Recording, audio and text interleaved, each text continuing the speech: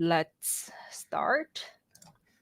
So for today, it will be a pretty general introduction of how to get to use AI in Wolfram Language. We'll cover the basics, and then it will be some machine learning introductions in Wolfram Language, like how are we being professional about those machine learning functions, and some quick examples about using machine learning, and some key features like the feature extraction, classification, and prediction, and at last, like building a neural network.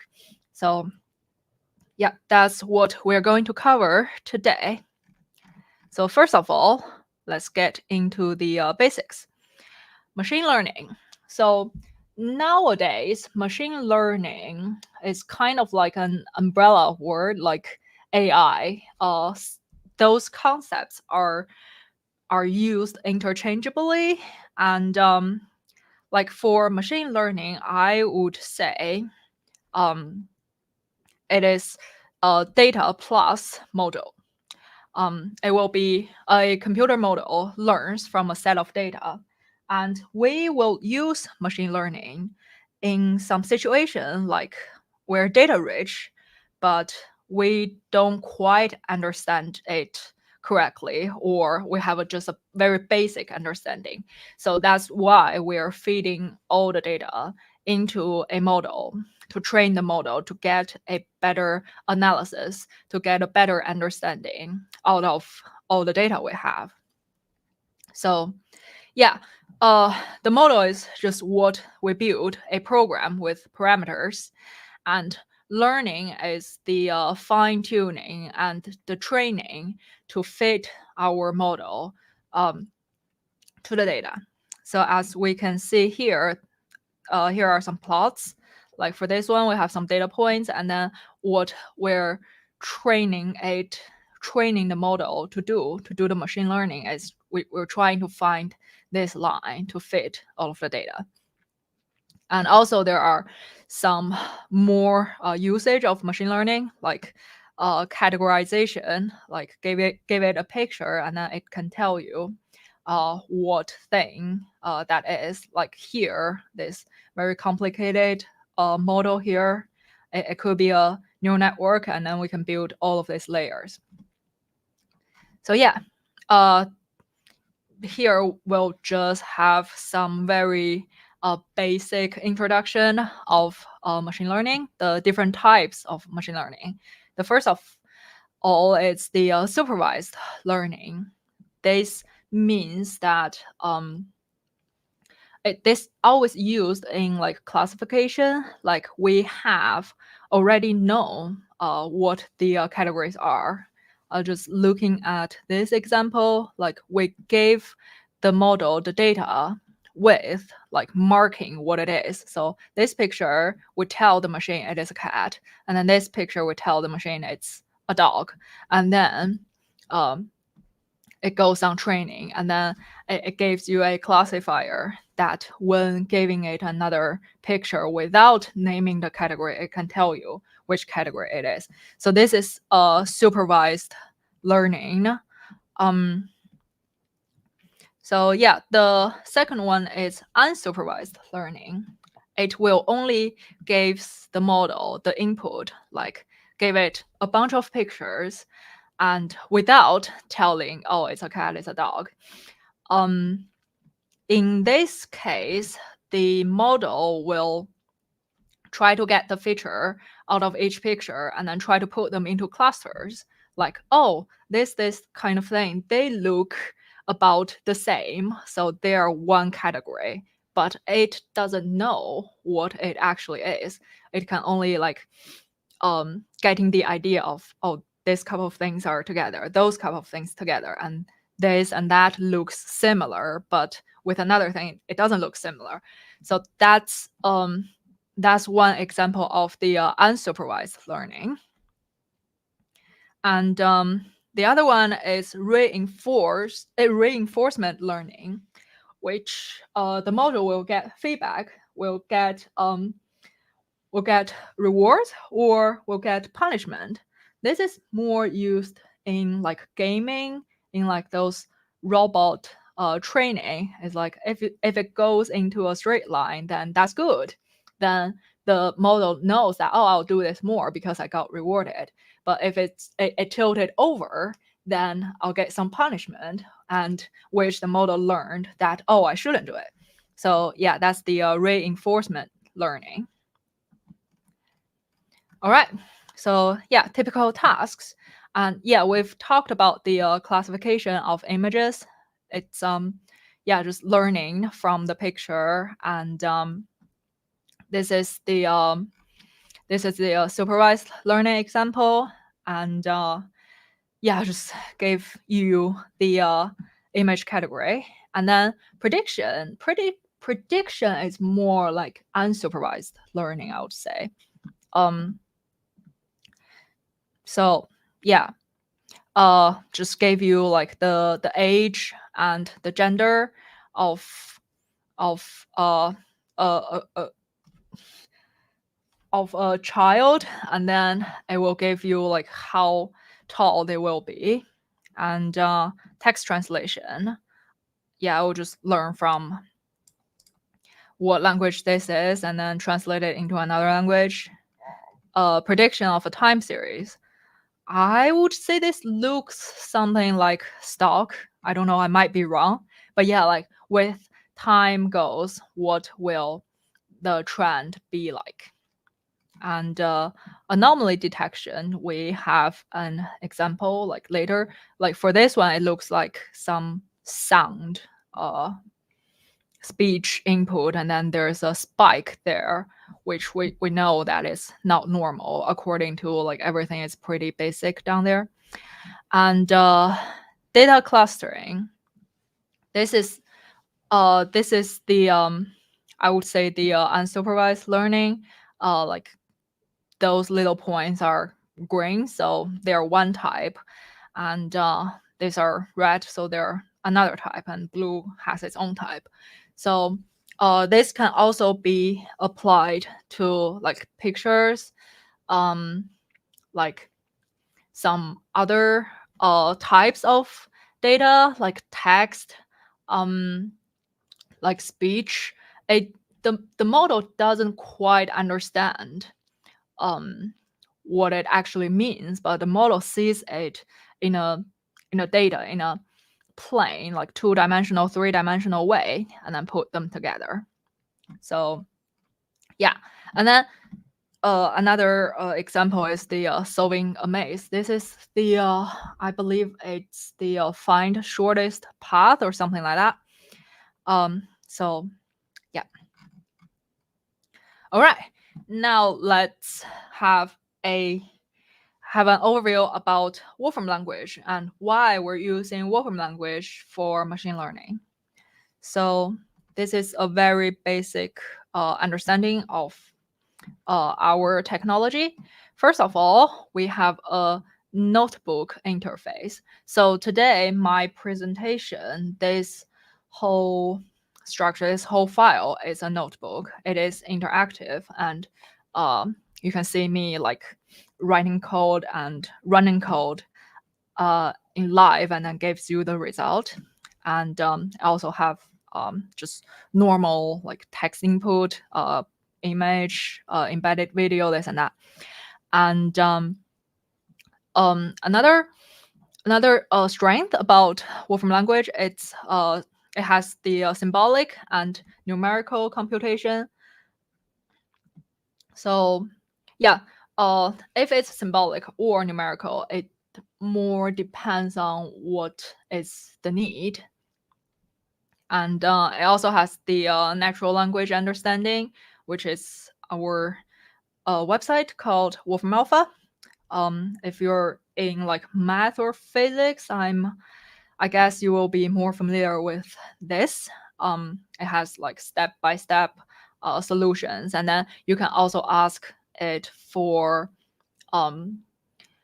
knowledge from different areas like finance, like history, geography, things like that. And then I'll get data from there. And then we have the state-of-the-art algorithm building data. As I mentioned in the Wolfram Alpha, we have team that's curating different entities from the real world data, and hundreds of supported formats like those normal like basic data formatting, LaTeX, and math. Those like math formatting, physics.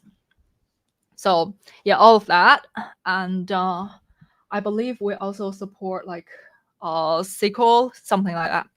And interactive documentation. I don't think I have it on my machine, but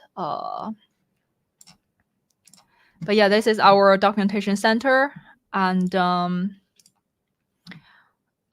when we get in here, it's like, even though now it's on a web page, but you can install your local version, and then for all of this code here, you can just run the code right there in the notebook. All right, and then we can also deploy to the Wolfram Cloud if you want to share ideas, if you want to share work, and if you're a professor or wanted to like share information with the students, you can deploy it to the Wolfram Cloud, and can also save work there, and can also run your code upon the cloud. So and let's go over this function syntax really quick. So behind the scene, everything in Wolfram Language and expression has the same structure. It started with the head, and then with the first, second argument, and then some options. And then the syntax can also be like embedded, nested. So we can have this head 3 with all those arguments to be one function, and then head 2 is like wrapping it around to be another function, and head 1. So the head is what describe what the function does. Let's just say plus. So all right, so this is the head. It's plus what is it is describing what we're going to do, and then the argument is just 1, and 1 means that I want to do this 1 plus 1. And for other more complicated functions, they all have the same structure, so it's very easy to follow. And square bracket is what we have as the syntax. Comma separated arguments, comma separate options. We'll see some of the example like later in this presentation. All right, now let's talk about the data syntax. Data in the Wolfram language can be a list or association or the combination of these two. So lists are in curly brackets. It looks like this, and it can also be nested. Looks like a curly bracket, and in it, it can have different structure. Like this is an element, this is an element, this is another list, and this is a list having another list in it. So it is just a combination of layers of lists. And association, it's different. Association, it has this key value data. I think it will be more understandable when we talk about an example. So these are grouped together with this special brackets, and every element of the data has a key and value pair. For this one, it has the name as the key, and then the value is Jim, the person's name, and the keys are unique. So here is name, height, and weight. And it can also be nested. So the name, several people's name. Oh no, it's like one person's forename and surname. It can be like nested like this.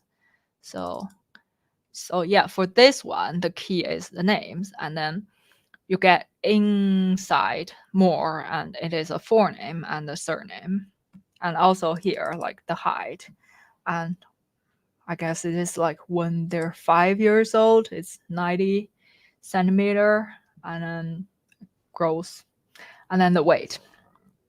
So yeah, association.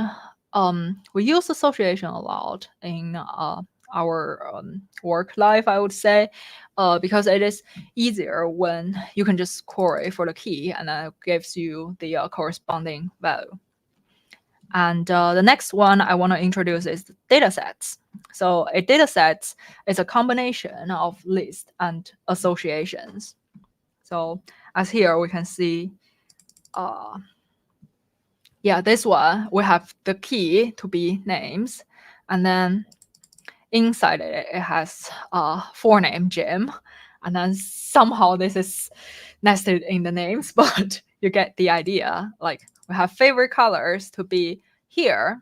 It is a list. It is not association anymore. It means that he has like this 3 favorite colors. So yeah, let me run this really quick. So yeah, the dataset gave you a nice preview of how this data is structured.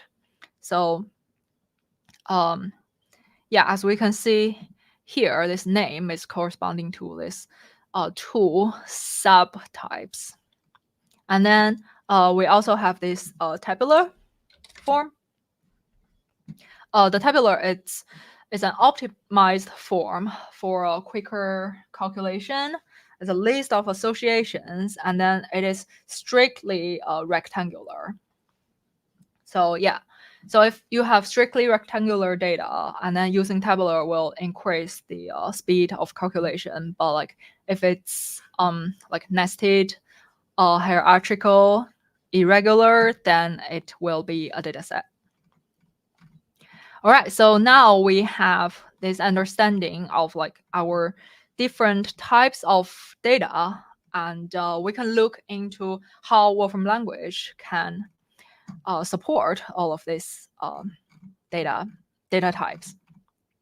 So yeah, quick overview again, machine learning in Wolfram Language.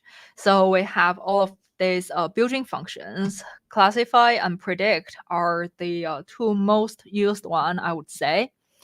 And then cluster classifying, finding cluster. So these are the example we talked about, the grouping the red dot together, grouping the green dots together, dimension reduction, feature extraction.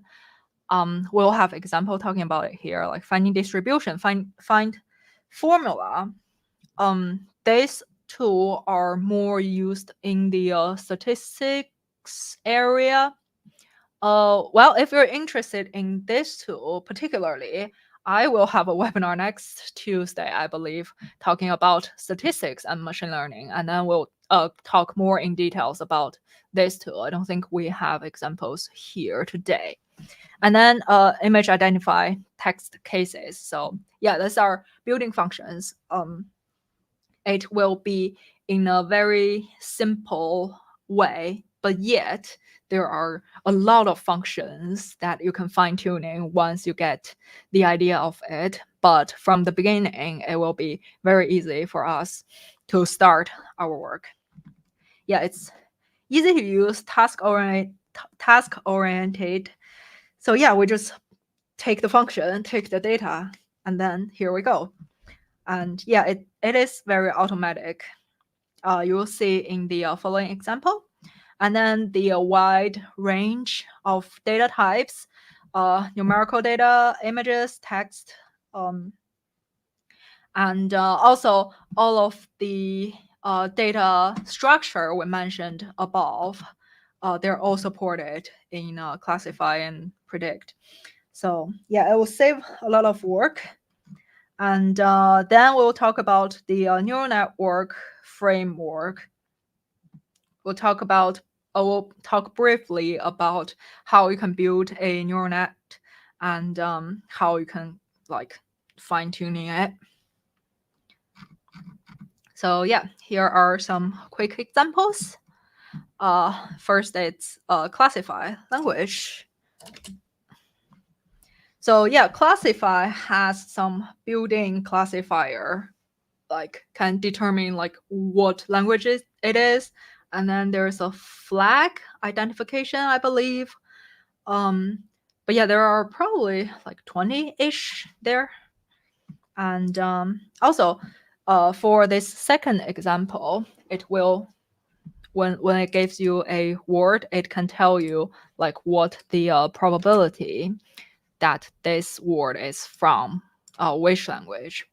And here is an example of image identification. I'll just give it like these two pictures, which the model doesn't know. We just named it wolf and limes, but the image identifying does not know what these are. We can call it like picture 1, picture 2, and then it will give us this yellow orangey box. This is called an entity. An entity is more than it looks like. It contains a lot of other data, like a gray wolf. It will contain is like animal classification, Latin name, where they're originally from, things like that, and then also for the key lime. And yeah, those are built-in data. Those are called entities, and it is curated from reliable sources by us. So yeah, you can query for all those information. And now we're going to use another neural network trying to identify these two things. It might behave differently. Let's see. So yeah, when it's doing its work, let me pull out this neural net repository for you to see.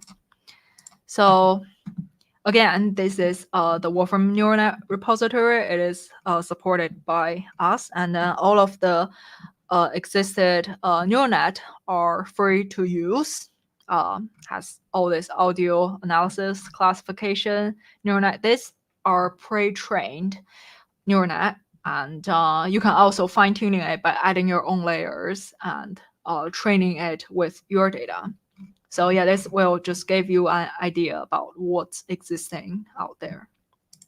So yeah, for this neural network, it identified these two pictures differently. Well, one of them. So the first one is a gray wolf, and the second one, instead of a key lime, it decided that it's a lemon. So yeah, that is the different behavior from different models, or maybe this one was not specifically trained about like fruits. So yeah. Okay. The next one is the image restyling. So we have this Mona Lisa, and we want to repaint it in some other artist style. And then we can use this function called image restyle. And then this is the original work. This is the thing that we want it to be in. So yeah, same syntax. And remember the head and the two argument. The head is telling what it is doing in my image restyle. And then we want this Mona Lisa in Monet style. All right. The next one is grammatical deconstruction. Yeah, this one will learn about the text structure and then give like where, which word it's doing grammatically. Text forms. yeah, let's see if this works. Yeah, I got some alerts saying that my internet is not doing great. So yeah, let's give it a try. So yeah, this might take a bit because we're using the interpretation, which the interpretation will translate what we got in this Wikipedia Moon article and then translate the data in it. It might be a string that's saying like 2,000 miles, and then the interpretation will make it into like Wolfram language. I wouldn't say it's an entity, but it's like formatted formatted elements. Yeah, let's just see. It's like it has this unit kilometers. And yeah, I'm wondering like what's the all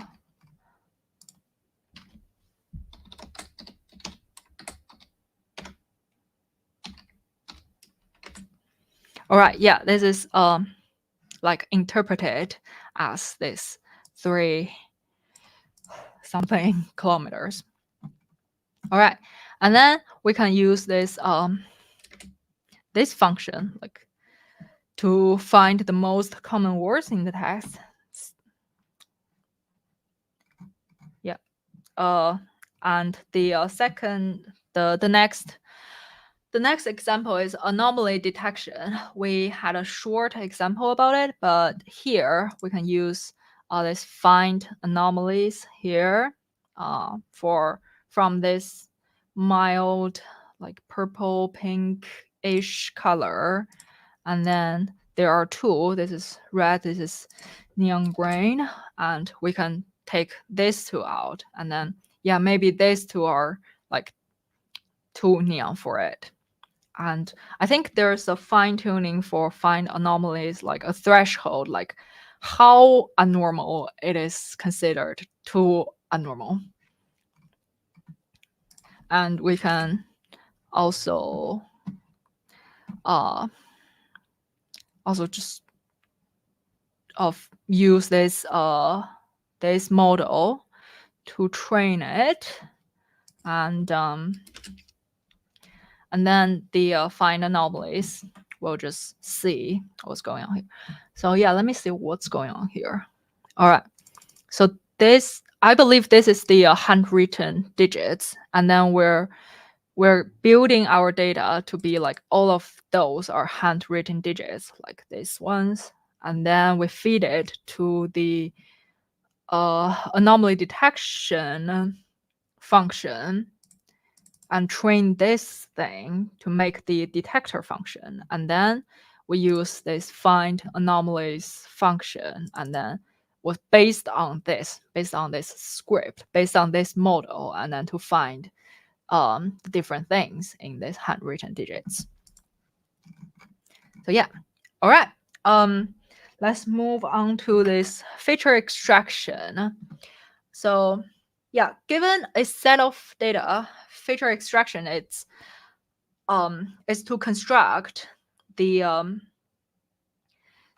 features that describe the data. It is usually in the sense of a vector in various length. When I say various length, it depends on how complicated the original data is. So yeah.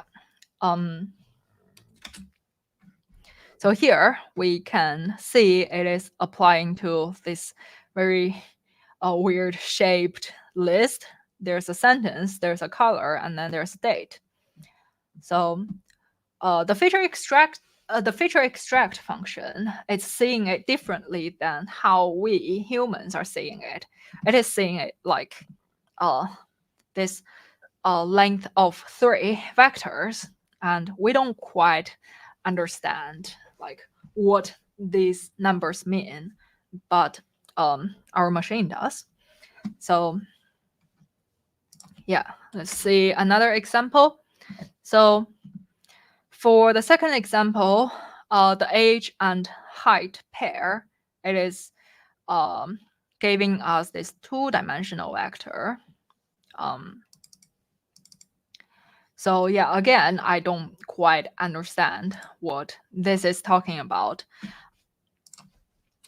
And also for the third one, this is getting more complicated because it's graph. It has like different aspects, like how many points there are, how many connections there are. Are they very condensed shaped, or are they spreading out? Things like that. So for all of these numbers, these vectors, feature extract is telling us how the machine sees it, and then we can calculate the distance of each thing. So I would just say, like in my opinion, this second one and then this third one looks about the same. So if we calculate this vector and this vector, they might have a closer distance. So that's how feature extract works. And feature extract, it's very closely related to dimension reduction. Is it called dimension reduction or dimension reduce? Function like that. And yeah, I would like to bring up our LLM assistant. So we have more than, I would say more than 7,000 functions, and sometimes it is hard to find the correct function.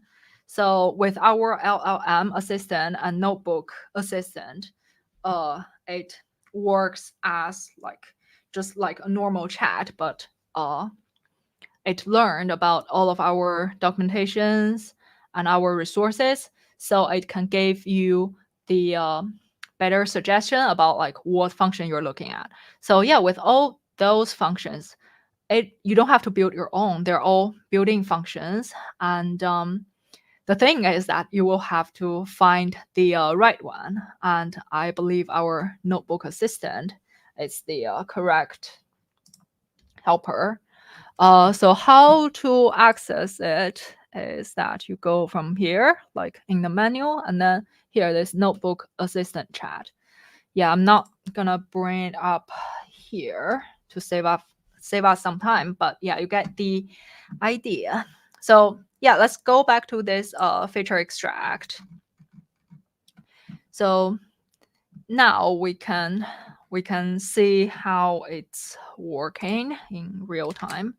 So so here I'm just getting some character images, the images of Guardians of the Galaxy characters, Raccoon, Groot, Gamora, and Star-Lord. So yeah, in theory, we should use this web image search, but yeah, it will take longer. So yeah, I've already imported already, and yeah, we have our image, and then just doing the sampling. So here, I can explain what the code is doing here. So it's getting the characters from the internet, and then we're only getting thumbnails because it saves some calculation, and then we're getting like 20 of them for each of the character. So yeah, I've preloaded our data, and now we have this sampled character images, and now we're going to do a feature extraction. We're training our feature extraction model to get this feature extraction function. So when we get this function, and then we want this function to look at this picture of Gamora. So here, now we have what the machine is seeing this picture.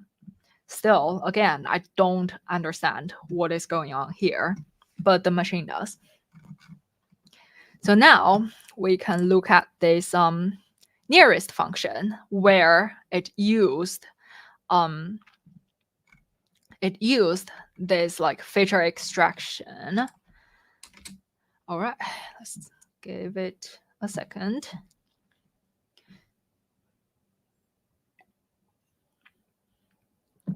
now we have this nearest function. So this is asking for this rocket picture, what is the nearest image for that? So yeah, this looks exactly like a raccoon. And then for this Groot, what is the nearest? So it's basically calculate.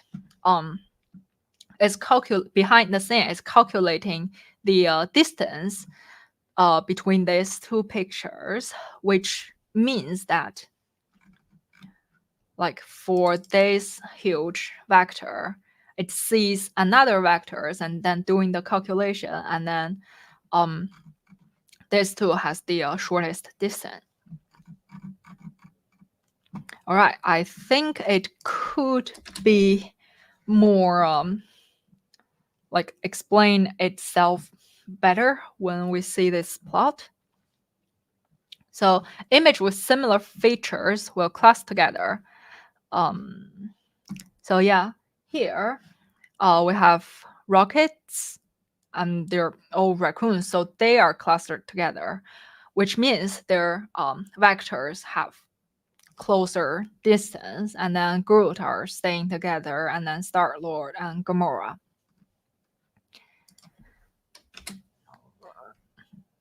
And we can also do a similar plot manually.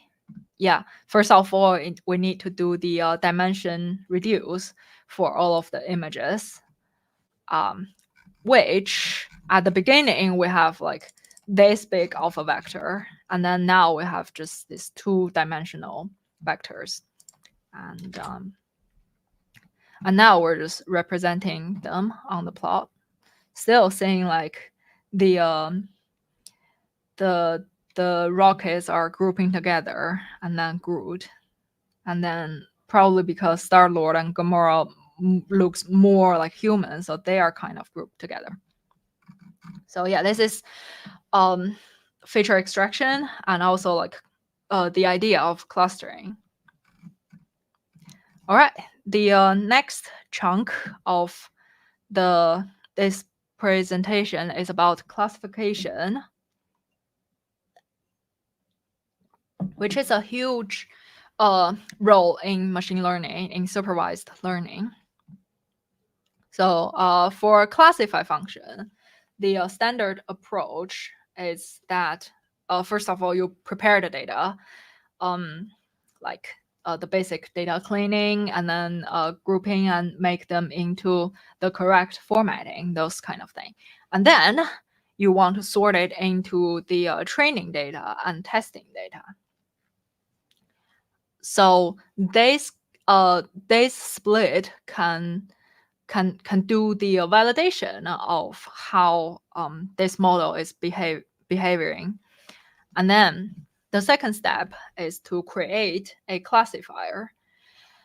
So yeah, that's just building the model. And then we train the classifier on the training data, which is giving the machine time that they can polishing the classifier.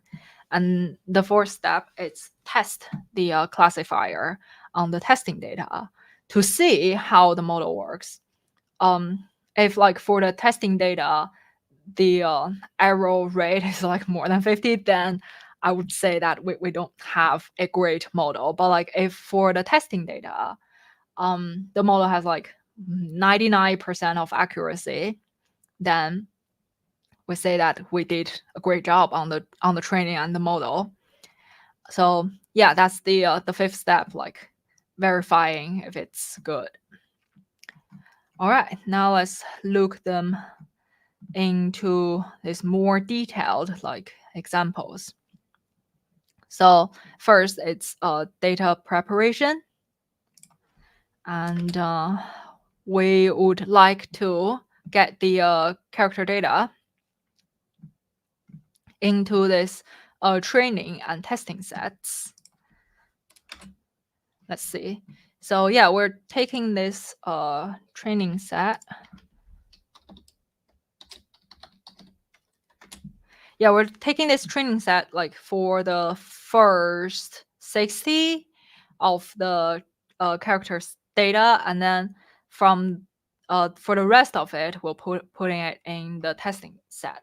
So normally for data, it is like an 80-20 ratio, like 80 training and 20 testing. And then we will have an example of where we will separate some other data for a validation purpose. So, but yeah, so yeah, normally it's 80-20, but like if we want to do some validation, I would say it's like 70-20-10, that ratio. But yeah, you can definitely alternate that for your own purpose. All right. The second and third steps are usually combined together. We will just build the classifier on the data. So for here, it is the most simple code. It is classify the head. Here is getting the data. And we have a lot of options for classify. It's like you can use whatever method. You can ask for it to train longer, like the time goal, and then you can ask for it to train on the CPU, GPU, things like that. Yeah, it is very detailed and very well documented in our documentation center if you're interested.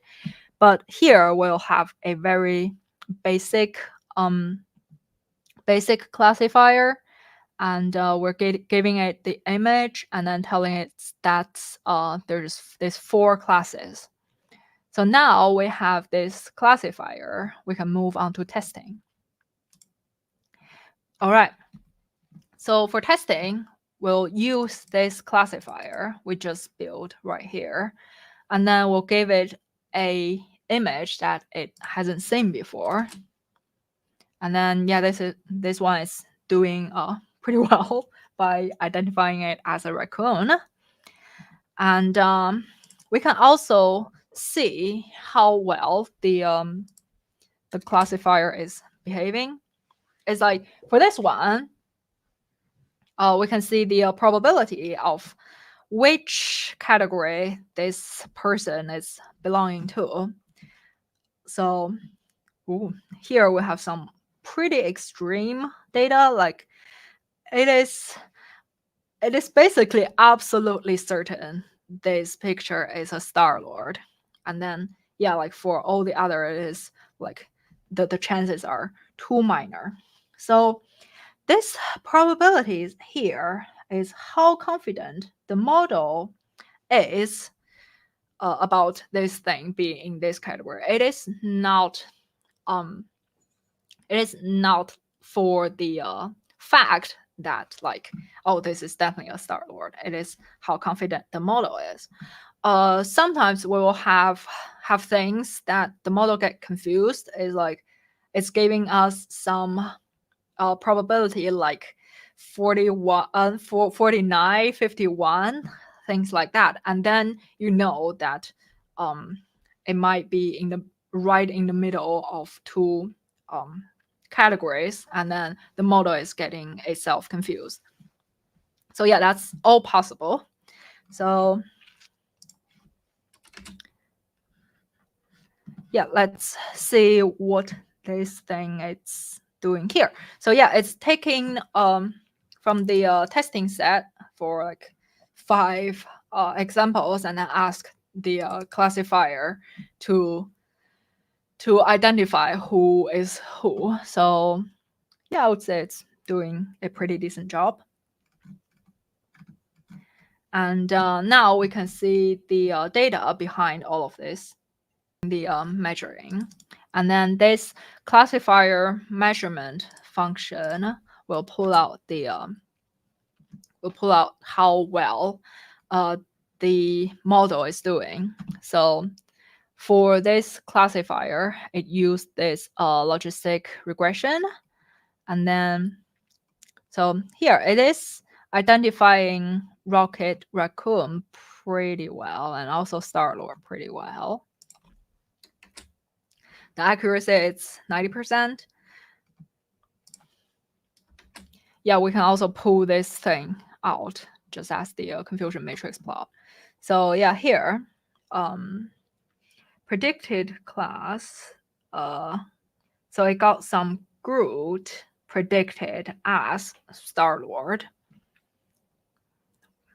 I guess, and got some raccoon predicted as Groot. So yeah, this confusion matrix will give you an idea of if you want to fine tuning it more, like which area is not doing too great, or maybe just increase those data points and to get it like better trained. So, and we can see the worst classified examples. Like this one is a group. This one is more comic, like it's not like the real person. And then these two groups are just tiny groups. The model might be confusing it with the tiny raccoon because they have the similar like height. And what's the best classified examples? Oh, okay, it's the raccoon, and also one of them is the Groot. So this means that the module is very confident in this this classification that they're correct. All right, now let's talk about the classification methods. Okay, so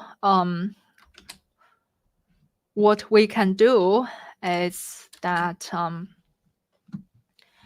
classify usually can choose automatically. So for here, this function, this is the data point, and then this is the part we call options. And then we have this option method to go automatic. If we are not specifying this, and then the method also goes to automatic, like with all other default options like time, and like if I want it to be more accurate or if I want it to be more time consuming, things like that. And then again, we have this classifier function. And here is several outputs from different method. It's like with this original data, it's like trying to decide for the blank area what color of dots that I should put in there. So we can see visually from like wait for different method how does it construct like the prediction, the classified data. All right. Logistic regression, it's better for a linear combination. Vector machine, random forest, just make a decision like where do I go from here. So yeah, this is just an idea. And yeah, like in real life, in your work, it will worth the effort to try for different method to see which one helps with your data better, I would say. All right, yeah, choosing the right method. Yeah, the approach is not trying to understand how does it work, why does it work, because we don't quite understand. It's like a black box process for machine learning. But what we want to see is, does it work? If it works, that's great. We don't have to understand it. If it doesn't, we can just do some other fine-tuning, other experiments on it until it works. So yeah, the first one is that I mentioned, like test each method on a subset of the data, and then choose the method that is giving the best predictions. And then the third is applying the method to the entire data set. So yeah, I think that's how automatic method works. It will just get a small chunks of data and then try every method, and then until it decides on like which one is better for your data. So yeah, just a quick example on the Fisher's iris data set. Yeah, this is talking about like the flower iris, how long the petal is, and yeah, getting some data like how, yeah. So this is like what category these are. So now we're going to see these two classifier. One of them is with the data, and then we choose this Markov method, and the other one is using this random forest method. And based on the accuracy, we can see from here, accuracy baseline. Oh, they're about the same to me, to be honest. Yeah, 76%. Yeah, all looks the same to me. But yeah, for some of the data, there are methods that is doing way better than the others. But yeah, it will just be like some testing and poking around here and there. So now let's just apply the random forest to this. We just build another classifier, and then then this one is behaving pretty decent. It's like bumped it up to 97%. So yeah, it's almost like identifying everything correctly. So yeah, this is just giving you an idea about like small experiments at the beginning. And now we are going to talk about the other big factor, big section of machine learning is the prediction. So yeah, on prediction, we will learn from our current data and then yeah, predict the future or predict like other values. So here we're just importing some data of how much is a house in Boston. So let's see what's inside of the data. Okay, we have all these numbers, like the crime rate, and then like how much is the property, and then like age, I guess it's the property age, things like that. We will just have, we can understand these aspects, but it will just be data to the machine. All right, again, it's the same process. We split the split the data into training and testing sets, and then now we're going to train our model like this predictor function. Yeah, we're using the training data to predict the I would say it's the medium value here, the value of a home.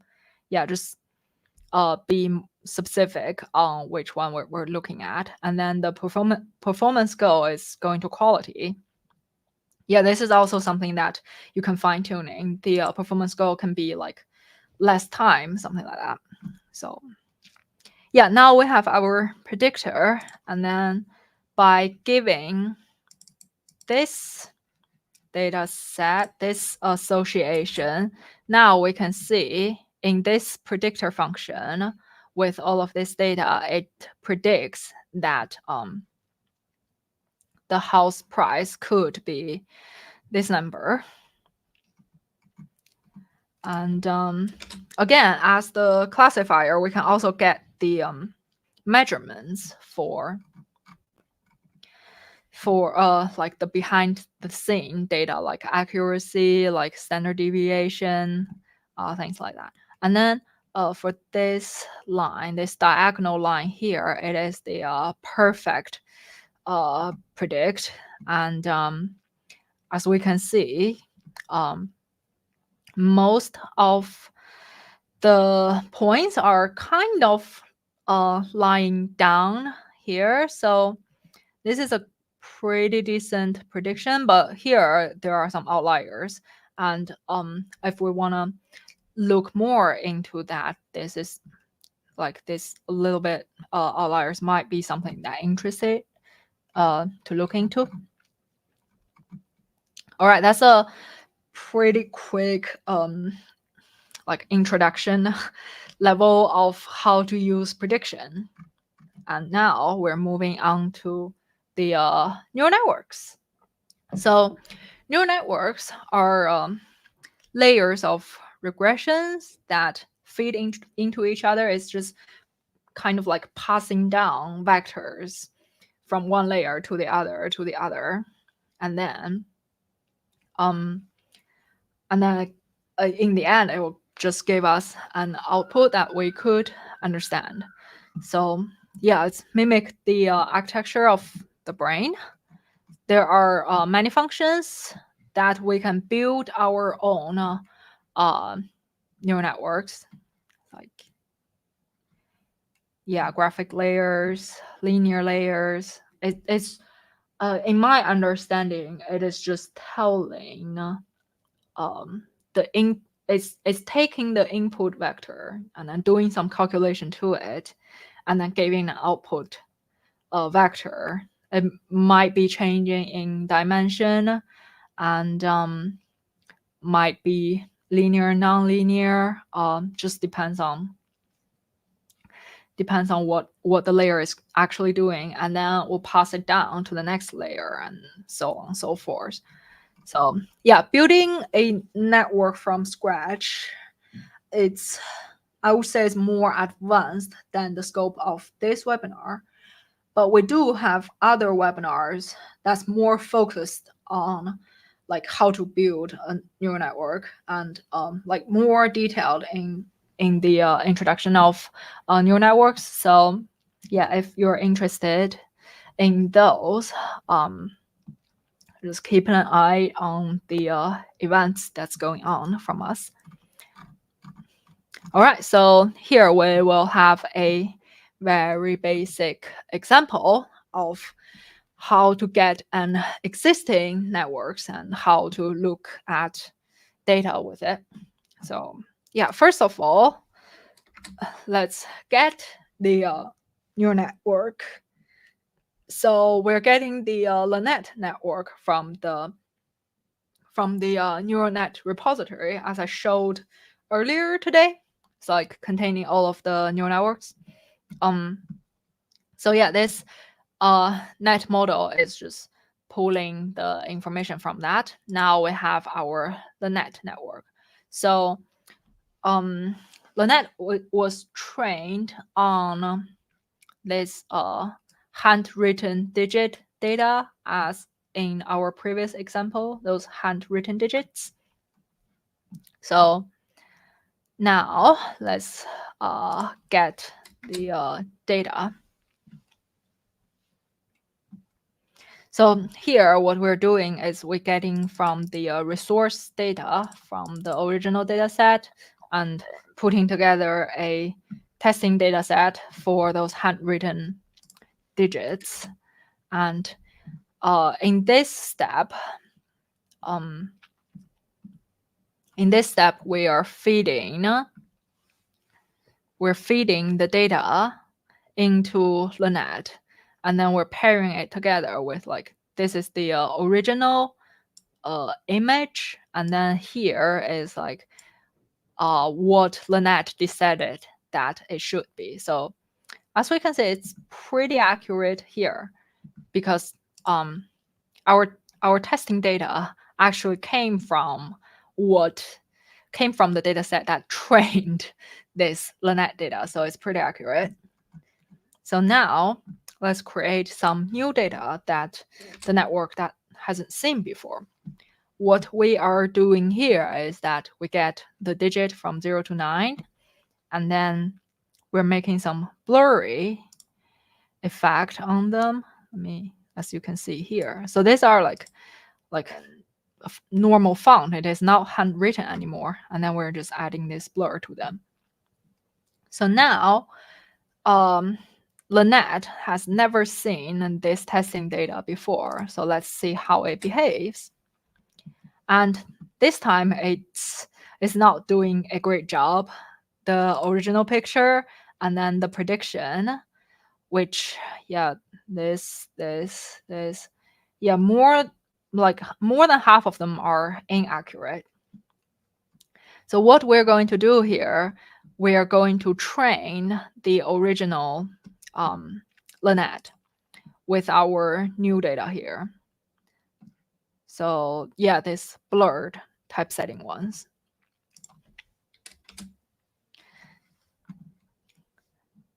So yeah, just putting this data into this net train, and then with the original LeNet. And yeah, here it is just the monitor of seeing how the training is going, what is the loss, what is the error. So yeah, let's give it a second. All right, now we have our new model, new neural network, and it will behave great for the testing data.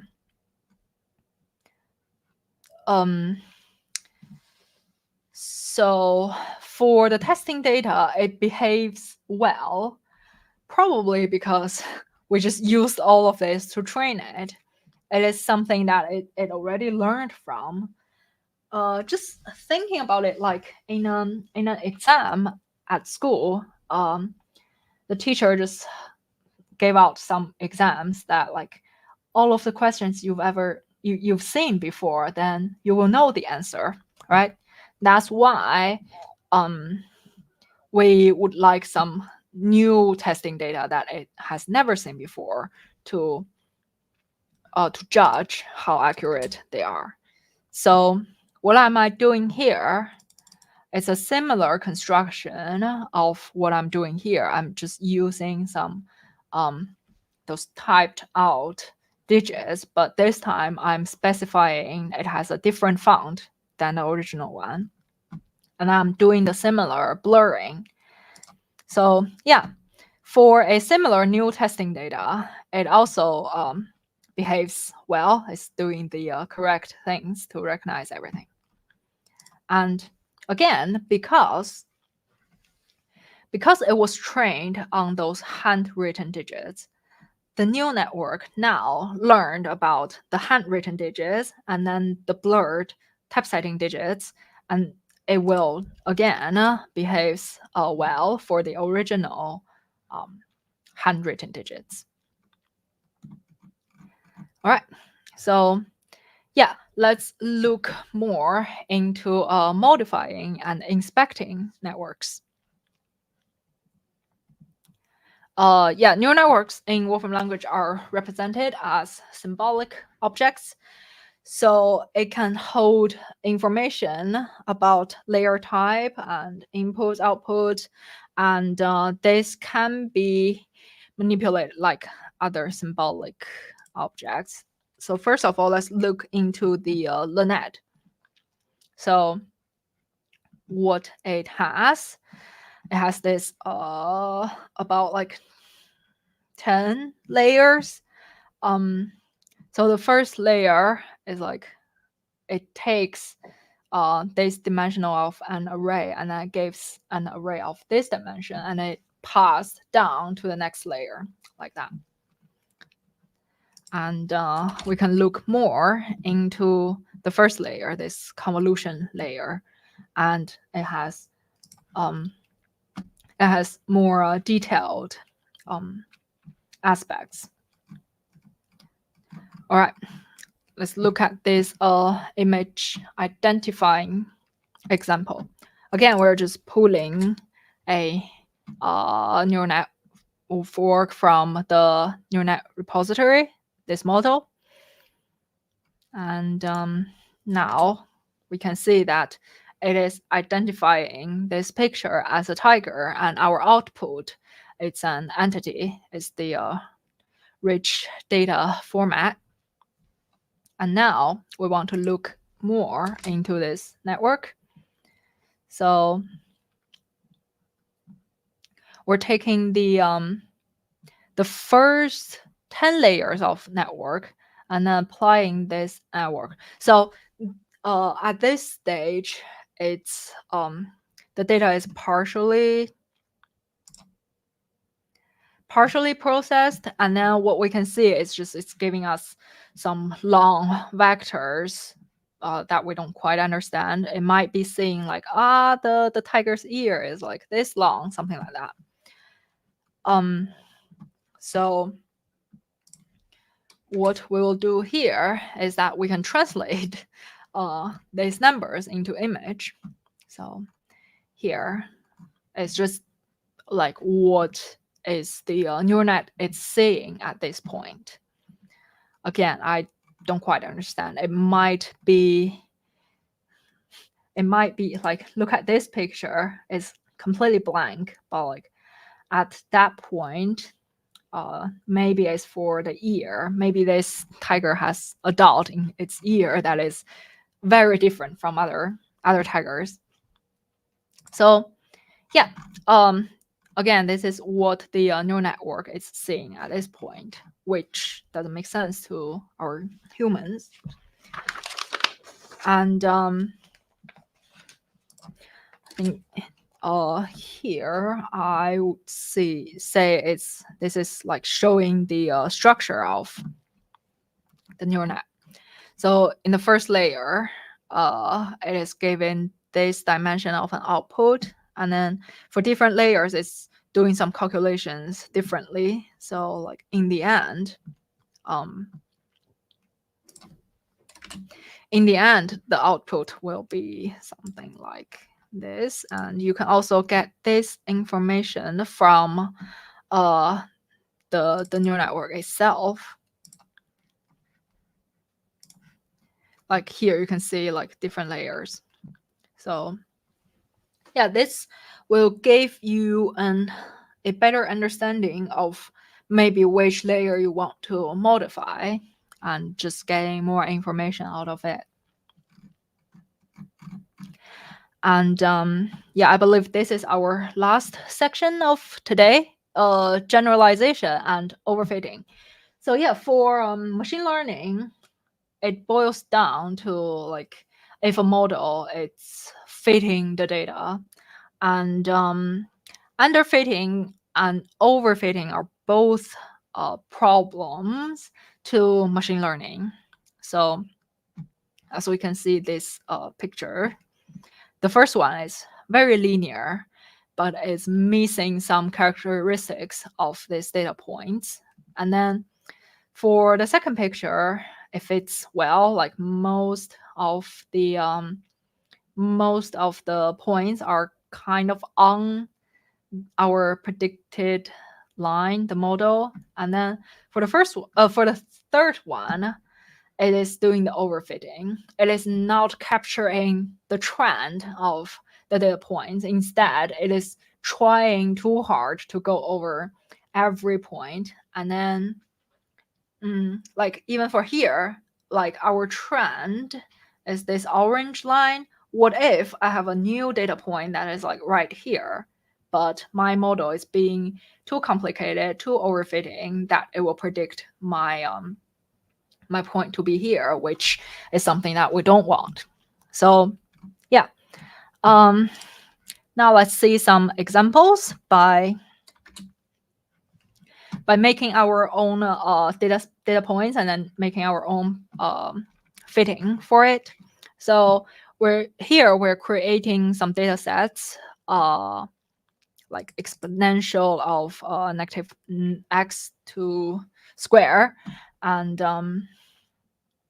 plus some random variant to add in some noise of it. So if it's not very obvious here, we can see this graph. So like basically we can see the trend like that, and then with some data noises like up and down.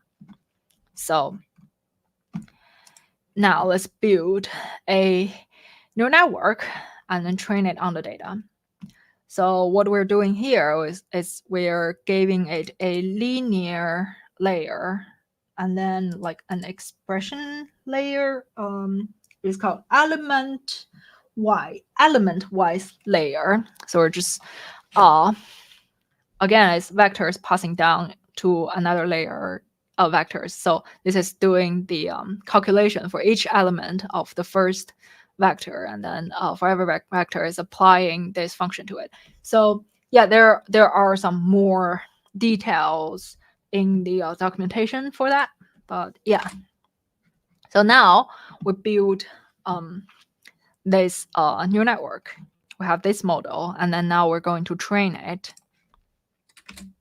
with our data here. So yeah, I specifically choose one that perhaps it's doing some overfitting here. Let's see. All right. Let's see what we have. So yeah, as we can see here, it is correct, but for some of here, it is doing some overfitting. It is too detailed. And again, as we remember, it should be something like more smooth over here.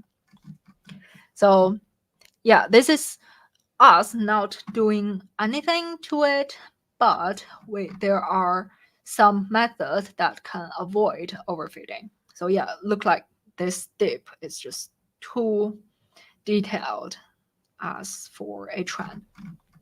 So yeah, 3 different methods to avoid overfitting.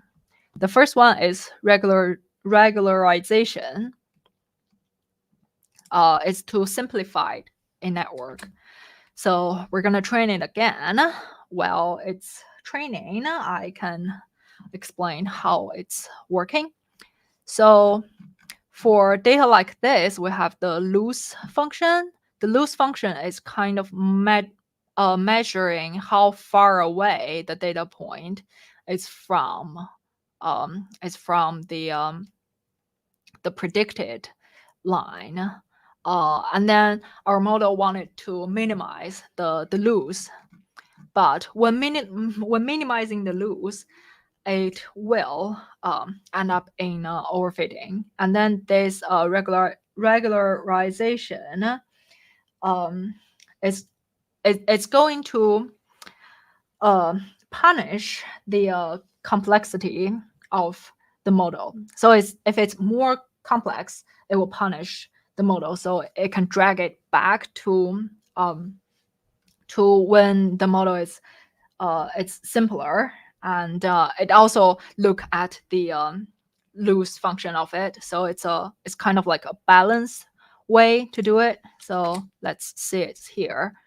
So yeah, from this method, as we can see, same data, but this time our prediction is more on the smooth side. It's I wouldn't say it's losing details, but it's capturing the trend of this data set. All right, the next method is dilution. So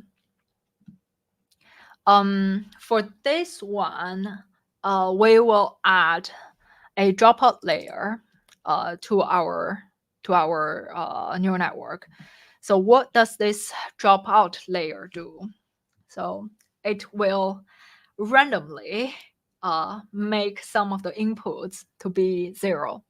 So it's the idea is that we make the training data worse so that our fitting is better. And it might sounds very wrong, but let's see it. So yeah, as we can see here, because our one of the layers is doing the randomizing things, it is actually more rough, more noisy than it should be. However, because of that behavior, we're actually getting a more, not as smooth as the previous one, but definitely less detailed version of the first overfitting one. All right, the third method is validation. I mentioned it briefly earlier today. So when we are preparing the data, we can set aside another small data set for validation purpose. So for how the model is behaving, for how the model is training itself, it looks at the training data, and then training, and then at one point it will just take a short look at the validation data to decide how itself it's behaving.